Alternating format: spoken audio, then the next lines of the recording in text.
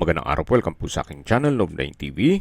Patalasasan po, meron po ba kayong mga properties na napapabayaan or non-performing assets? Plan nyo ibenta, pero wala kayong oras sa pagbenta nito. Kung ito'y pagkakatiwala nyo po sa amin, tawag lang po kayo sa aking numero, usap po tayo, gawin ko po ng video for free. Yes, libre po, wala po kayong babayaran. Tutulungan pa namin kayong mabenta ang inyong property. Kami na po bala sa marketing, sa boosting or paid ads. Even sa tripping, hindi na po kayo mapapagod sa pag-entertain ng mga buyers. Kami na po bala sa lahat. Tawag lang po kayo. Nandito po tayo ngayon sa Batulao Art Escapes. Isang exclusive subdivision na meron pong amenities gaya ng clubhouse, swimming pool, parks and playgrounds, at basketball court. Napakatahimik po ng lugar, sariwang hangin, at malamig po ang klima. Malayo na rin po ito sa 14 kilometers danger zone ng Taal Volcano. Kung seguridad naman po pag-uusapan, meron pong 24 hours security. At ito po'y along the highway. Kaya accessible din po ito ng public transportation. At ito po'y income generating. Once na ipasok nyo po sa Airbnb. Kasi po yung mga ibang unit dito ay nasa Airbnb na rin. Yan po, tunghen nyo po itong very relaxing na kapaligiran. Napakaganda po, napakalinis, at maaliwalas. Ito po yung tinutukoy ko kanina na basketball court.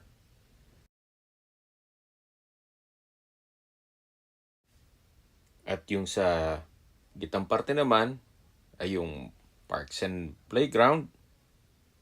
Then katabi lang yung swimming pool at sa dulo po yung function hall. Dito na po tayo sa property binebenta. At po yung duplex, yung sa kabila po ay hindi pa nagagawa o wala pa pong may-ari. Ito pong property ay halos bago pa. Gawa ng nasa ibang bansa po si owner. May lot area po ito na 60 square meters at may floor area na 62 square meters. Napakaganda po ng disenyo, very artistic at modern design. Meron po itong covered car garage at ito po yung main door na may disenyo na glass walls. Samahan niyo po ako, pasok po tayo. Ito po yung living area, dining area at yung formal kitchen. Then sa dulo po ay may sliding glass door. Ito naman po yung hagdan. At sa ilalim po nito ay meron pong powder room. Maayos ng toilet fixtures, naka-tile bathroom wall. Yan po'y halos bago pa at hindi naman nagagamit ni owner. Kaya po nang sabi ko sa inyo kanina, nasa ibang bansa po sila. So mula po dito, yan po yung kitchen countertop, may range hood, may stainless sink with faucet, at kitchen cabinet. Ito pong napwestohan ko ay yung dining area. Check po natin itong likod ng bahay kung saan pwede nyo po itong lagyan ng service area at dirty kitchen. At may bakod na po sa likod, yung property line. So ito naman po yung hagdan. Samahan nyo po ako, akyat po tayo. Nandito na po tayo sa hallway. So ito po yung naka-tile flooring. Then yan po yung common toilet and bath. At ito naman po yung unang kwarto. Malaki naman po ang espasyo nito.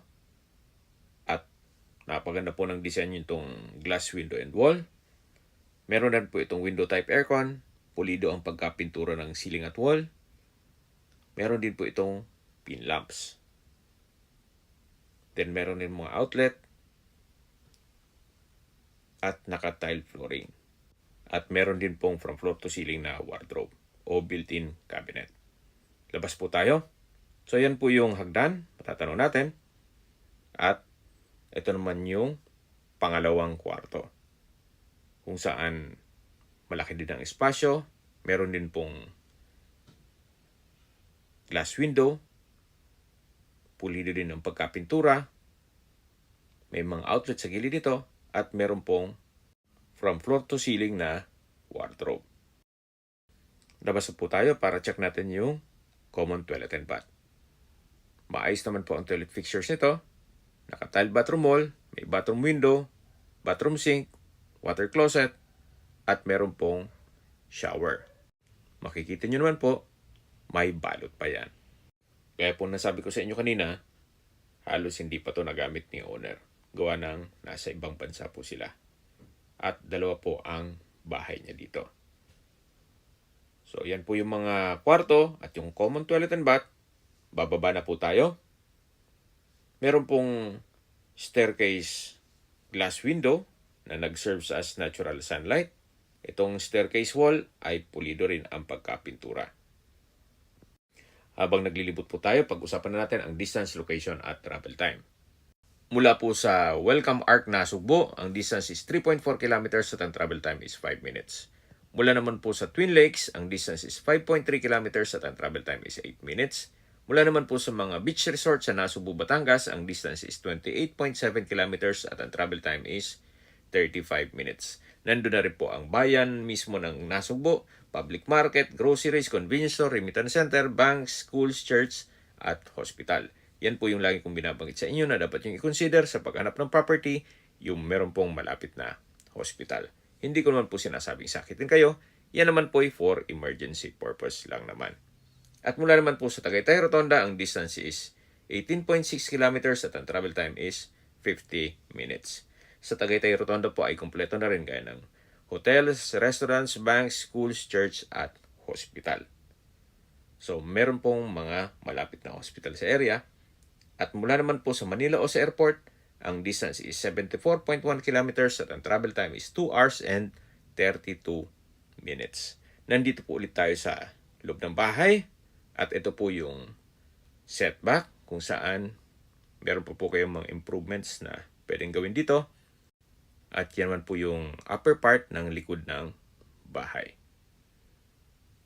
So mula po dito sa likod, meron rin pong mga outlet na nakaabang.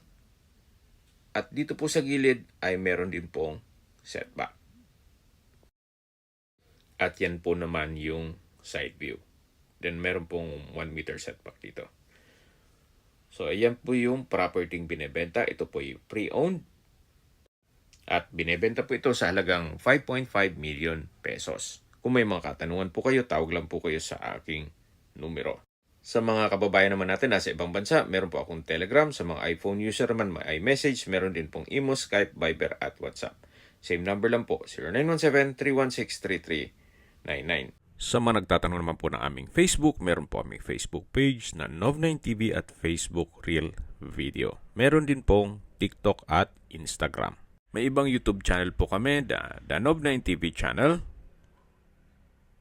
Nov9TV Listings,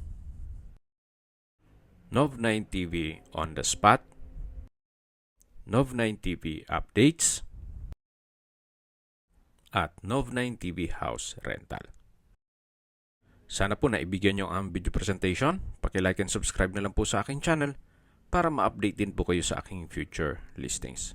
Kung sakali po hanap nyo yung mas malaking sukat ng lupa, meron din po kami ibang listings na pwede nyong pagpilian. Huwag po kayong mag-atubiling tumawag sa amin.